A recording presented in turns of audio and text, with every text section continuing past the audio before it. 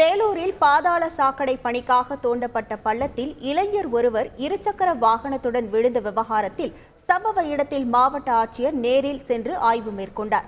வேலூர் மாவட்டம் மாங்காய் மண்டி பகுதி அருகே பாதாள சாக்கடை பணிகளுக்காக பள்ளம் தோண்டப்பட்டிருந்தது.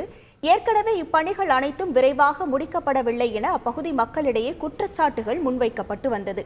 இந்த நிலையில் நேற்றைய தினம் இளைஞர் ஒருவர் இருசக்கர வாகனத்துடன் பள்ளத்தில் தவறி விழுந்து காயமடைந்தார். இந்த சம்பவம் குறித்து நமது தந்தி தொலைக்காட்சியில் செய்தி வெளியிடப்பட்டது. இந்த செய்தியின் எதிரொலியாக சம்பவ இடத்தில் மாவட்ட ஆட்சியர் ஆய்வு மேற்கொண்டார். இப்பணிகளுக்கான ஒப்பந்ததாரரை கடிந்து கொண்ட மாவட்ட ஆட்சியர் தவறி விழுந்த இளைஞருக்கு ஏதாவது ஆகியிருந்தால் என்ன செய்ய முடியும் என கேள்வி எழுப்பினார். மேலும் பணிகள் அனைத்தையும் விரைவாக முடிக்க வேண்டும் எனவும் பணிகள் முடிவடையும் வரை இடத்தை சுற்றிலும் தடுப்புகள் அமைக்க வேண்டும் எனவும் உத்தரவிட்டார்.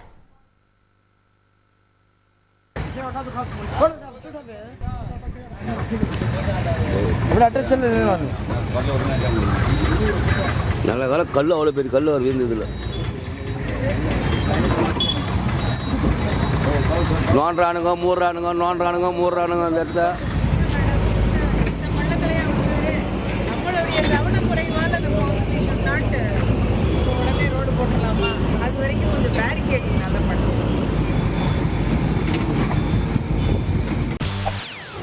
செய்திகளை உடனுக்குடன் தெரிந்து கொள்ள உடனே சப்ஸ்கிரைப் பண்ணுங்க.